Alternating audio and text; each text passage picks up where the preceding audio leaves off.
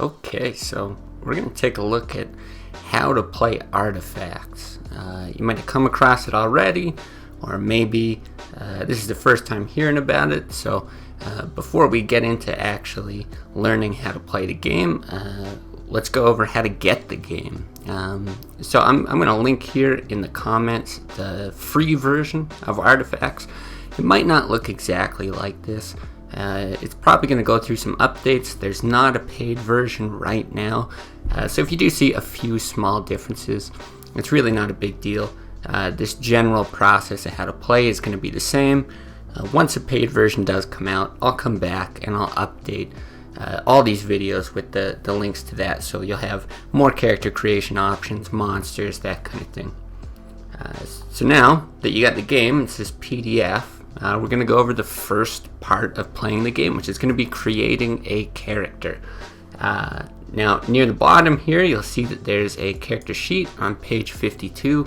I'm going to recommend that you export that out into its own PDF. If you're going to be working digitally, you want to have your game played online, or you're going to have a tablet or something next to you while you're playing. It's a fillable PDF, 2 pages. You'll be able to enter information here, and it eliminates the need for too much scrap paper while you're playing. Of course, you can print it out, kind of have it with you as well, the old traditional way. So we're just going to run through the steps for character creation. We've got 6 here, and we'll do it pretty quickly. It's a little easier to see this stuff than it is to go ahead and read it all. So first thing we're going to do, fill in some starting values. So 50 stamina, spirit, shards, 0 initiative, and mutation. So you'll see that's all here. We're going to go ahead and give ourselves 50 of each of those, 0, 0, and 50 here. So stamina and spirit is kind of like health, pretty analogous to that. In other games, you're going to be spending it with your resources, with your abilities when you're using them, and you're going to be taking damage to both those things. Shards is like a currency you're going to use for your equipment, which we'll get into later. Initiative is your turn order in combat, and mutations are going to be something you're going to get as you progress through the game. So pretty simple. First step done, and we're going to choose a vocation. So this is kind of analogous to class in a lot of games. If we go ahead here, these are the vocations. We've got 4 in the free version: Battlemaster, Displacer, Immortal, and Strider. You can go ahead and read the details of all these things. These are going to be the abilities that come with it, and then just a little more in-depth description of what each of these things do, what they can do inside combat and outside of combat. So I'm going to go ahead and make this a Displacer. I think I want to try that. They can manipulate gravity around their targets, move them around in battle, that kind of stuff. So we're just going to go back here. I'm going to say, well, we're a Displacer, and what can we do as a Displacer? You're going to want to copy all of these abilities over to your sheet. So you can see if you've got a stamina attack ability, you can go ahead and type it in. What it costs. Okay, it's going to cost 20. It's going to do 40 damage. Unfortunately, there's not like a nice copy and paste for this kind of thing, just the way that the interactive PDF form works. So you'll have to type it out or write it onto your sheet if you got it by hand. I won't go through all that now. But you'll also see some of these classes have recovery abilities. So if you've got a recovery ability, if it's under stamina or spirit or whatever, then you're just going to go ahead and enter it here in these tables. And this is all what's going to be used generally in combat once you get to that point. So okay, we've got a character, we've got a vocation. What do we want next? Well, we have to choose an anomaly. Anomaly is going to be most analogous to race in a lot of other games that you're maybe familiar with. So it's going to kind of complement your vocation. You're going to have some abilities come from that. So if we go here, there's 4 here in the free version: Gizmo, Metallic, Possessed, and Shadow. If you read through these, there's a nice suggested vocations section in case you're not quite sure what you want to do. This is your first time playing, you want a little bit of guidance So here we've got a metallic. It recommends displacer. It's one of the vocations, so I'm going to go ahead and I'm going to be a metallic. Now, what is an anomaly? An anomaly is a human that has been modified by artifacts of some way, kind of mutated. So in this case, being a metallic, I'm like a human who's come into contact with an artifact that's now covered me in some sort of metal. And this is why I've got spirit and these kinds of superhuman abilities. Now, every anomaly is going to have an ability associated with it.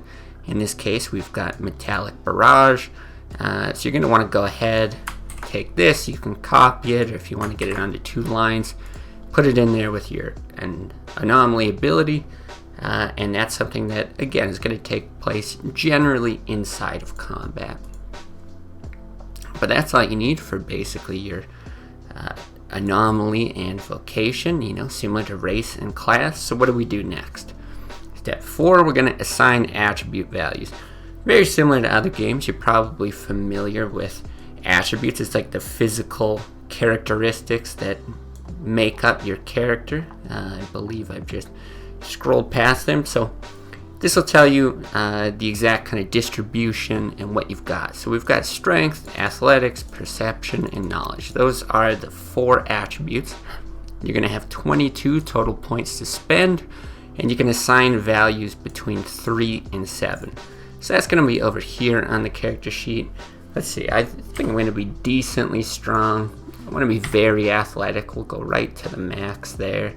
I don't think I need to be very perceptive. We'll go with the minimum at 3. What does that give us? 7, 10, 16. So to get up to 22, we got another 6 points. Put it into knowledge. So these things are going to be used outside of combat generally. Of course, you might want to push someone, tackle someone, climb something in the middle of combat, and that's when this stuff's going to take account. But a lot of times you're going to be doing that stuff not in the heat of battle. And you'll be using these attributes for that. But we'll get into more of that in a later video. So going back, step 5 is going to be choose your skills. So skills are used to improve your attribute checks, but they also have a nice other function. So if we go back to the skills section, you're going to be choosing 3 skills, and it's really just anything you can think of off the top of your head that's going to describe your character. So they've got to be something specific. You've got to do something like sneaking, speaking another language, recalling history. It can't be broad, criminal activity, or just speaking, recalling information. It would have to be something a little more specific.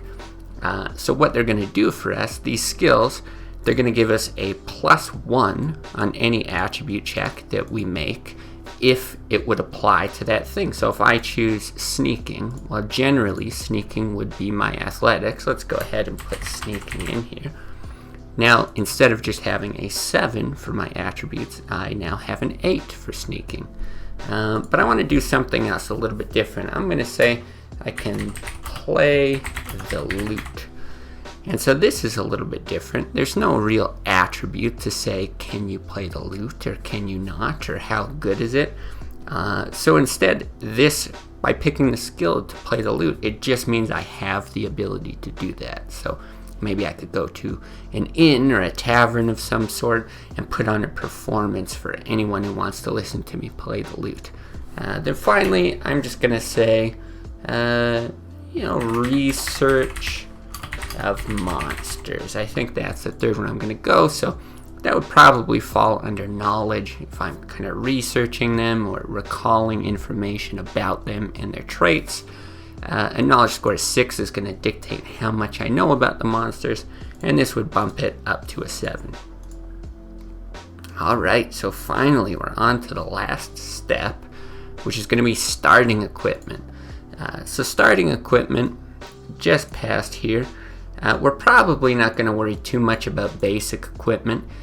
We're going to be buying kind of equipment with our shards. The way that it works is you would get any piece of equipment, a sword, some armor, something like that, and you're infusing it with shards. So you're putting them within that equipment, and it's going to improve the power of them. So you'll see here in these tables, for example, if you've got like level 1 light armor or level 1 heavy armor, it's going to be dictated by how many shards you put in.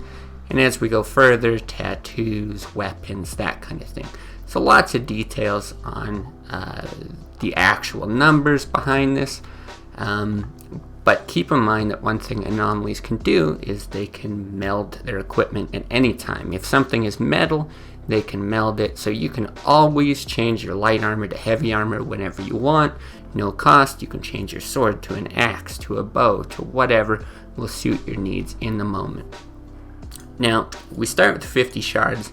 So we're going to be able to pick some equipment that puts us up to 50. Basic equipment is going to be free, but it's really not as good. So the 50 shards will let us get level 1 of kind of whatever we want. So let's go through it. If we're looking at armor, we've got a choice between light armor or heavy armor. I'm going to go with light armor. So we'll put light in here. It's going to be level 1, and its value is the stamina that it's going to be giving us. So this is going to be giving us 10 stamina. And that means I can change this up to 60. Alright, so we got some armor. Now tattoos. Anomalies are able to craft these tattoos whenever they want, infuse them with shards, any pattern, change them around in the same way. So what do? Well, they're kind of like armor for your spirit. So same thing. Choice between war tattoo or peace tattoo. I think I'm going to go war tattoo. War tattoo, level 1. It's another 10. That's going to put me up to 60. Now you might have noticed there's these recovery and initiative columns as well in both. And both of these are going to give me 1 initiative. So because they both give me 1 initiative, I can put this up to 2. And if they were to give me recovery, instead I would put that here. But because I have no recovery bonus, that's going to be at 0. So now I've spent 30 shards getting those things. I'm going to look into a weapon of some sort. Now when you pick a weapon, here's the tables for them. You have to make a choice as to whether you want it to deal stamina damage or spirit damage. Not that I have it all here in my character entry, but as a displacer, we've got tons of spirit abilities. We've got 4. So I think no matter what I pick, I want it to be a stamina weapon. Now I like dealing damage, so I'm going to go with two-handed sword. Two-handed swords are very good at dealing damage to single targets. It's not going to cost any resource to use. You can see none of these weapons have any resource cost associated with them. It does 12 damage, a range of 0 to 1 target, and all these are going to be unlimited in frequency. So all of them unlimited in frequency and don't have any resource cost associated with them. Now that's going to cost the rest of my shards, so I'm down to 0. And then there's one last thing here we got to take a look at, and that's the weapon bonuses. So because we've got a level 1 weapon, we're going to get some bonuses for it. If it was a one-handed weapon, we would get nothing. No bonuses. But because it's a two-handed level 1 weapon, which deals more damage than its one-handed counterpart, that means it's going to be able to deal an additional 2 damage. So for single target abilities, we're going to get plus 2 damage. If we're hitting 2 people, we're going to deal 2 extra damage to the first target, 0 to the second. And if it's targeting everyone in a space, it's going to deal 2 damage to the primary target, or an additional 2 rather, and 0 to everyone else. Now you'll see as this gets upgraded, these values are going to go up, and so you'll be dealing more damage with all of your abilities.